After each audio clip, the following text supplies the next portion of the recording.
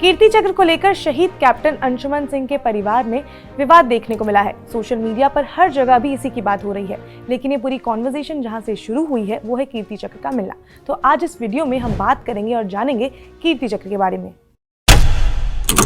1947 में भारत आज़ाद हुआ, जिस दौरान भारत ने ऑफिशियल वॉर्स भी लड़े। उसके बाद 1950 में भारत सरकार ने सोचा कि जिन सैनिकों ने युद्ध में अपनी वीरता का प्रदर्शन किया है उन्हें सम्मानित किया जाना चाहिए, जिसके बाद से ही highest war time gallantry award की शुरुआत हुई।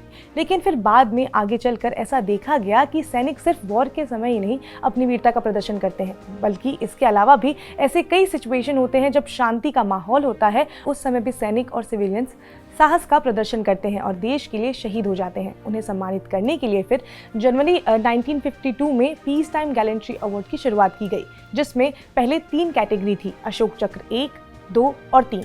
इसकी शुरुआत भले ही 1952 में हुई हो, लेकिन इसके लिए समय जो था वो 1947 के बाद से ही लिया गया। 1967 में इन तीनों अवार्ड्स का नाम बदल दिया गया था। इन तीनों अवार्ड्स के अब नाम हो गए थे अशोक चक्र, कीर्ति चक्र और शौर्य चक्र। तो इंडिया में ये 3 बड़े पीस टाइम गैलेंट्री अवार्ड्स हैं। ये शांति के समय अगर कोई साहस, बहादुरी या देश के लिए आत्म बलिदान देते हैं तो उन्हें दिया जाता है। अब हम ये भी जान लेते हैं कि ये किन्हें दिया जाता है। इसके लिए एलिजिबिलिटी क्राइटेरिया क्या है। तो ये अवार्ड सेना, नौसेना और वायुसेना के सैनिकों और अधिकारियों को दिया जाता है। इसके अलावा रिजर्व फोर्स के लोगों को, प्रादेशिक सेना के लोगों को ये अवार्ड दिया जाता है। इस अवार्ड में जेंडर या रैंक के हिसाब से कोई डिस्क्रिमिनेशन नहीं होता है। इसके अलावा सशस्त्र सेना बल, नर्सिंग स्टाफ को भी ये अवार्ड दिया जा सकता है, उन्हें भी इस अवार्ड से सम्मानित किया जाता है। ये सब तो वो कैटेगरीज हैं जो highest war time gallantry award में भी इंक्लूडेड थे, लेकिन पीस टाइम गैलेंट्री अवार्ड में और भी कैटेगरी को ऐड किया गया, जिसमें कि पुलिस बल, रेलवे सुरक्षा बल, केंद्रीय अर्धसैनिक बल को भी जोड़ा गया। इसके अलावा इसमें ये अवार्ड किसी भी भारतीय नागरिक को भी दिया जाता है जिन्होंने देश के लिए अपने साहस का प्रदर्शन किया और आत्म बलिदान दिया। अब इनमें जो ये 3 पुरस्कार हैं उनके बारे में भी थोड़ा जान लेते हैं। तो इसमें सबसे पहला पुरस्कार आता है अशोक चक्र, जिसे पीस टाइम गैलेंट्री अवार्ड का सबसे बड़ा सम्मान माना जाता है। ये कैसा दिखता है वो आपको स्क्रीन पर अभी दिखाई दे रहा होगा।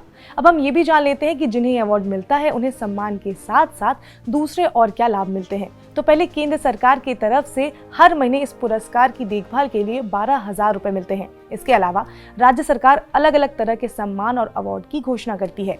कोई राज्य 50 लाख तो कोई 1 करोड़, वो राज्य पर निर्भर करता है। ये अमाउंट जो होता है वो टैक्स फ्री होता है। ये सम्मान शहादत के बाद भी दिया जाता है। मरणोपरांत ये सम्मान परिवार को दिया जाता है। अब हम बात करते हैं कीर्ति चक्र की। तो ये पीस टाइम गैलेंट्री अवार्ड का दूसरा सबसे बड़ा सम्मान है, जो सैन्य कर्मियों और नागरिकों दोनों को ही दिया जा सकता है। इसके अलावा अगर हम लाभ की बात करें तो इसमें केंद्र सरकार की तरफ से हर महीने 9,000 रुपए मिलते हैं और बाकी राज्य अलग अलग अमाउंट की घोषणा करते हैं।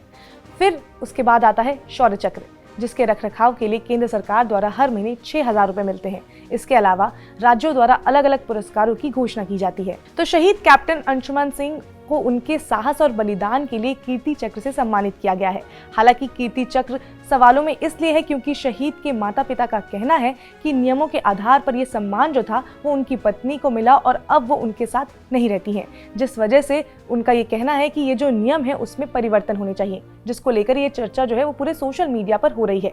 यहाँ मैंने नियमों की बात की है, तो इसको लेकर स्विच पर कई एक्सप्लेनर्स किए जा चुके हैं।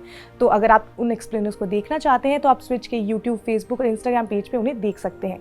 इसके साथ ही साथ अगर आपको अशोक चक्र के बारे में ये वीडियो अगर आपको पसंद आई हो तो इस वीडियो को लाइक करें, शेयर करें, सब्सक्राइब करें स्विच को।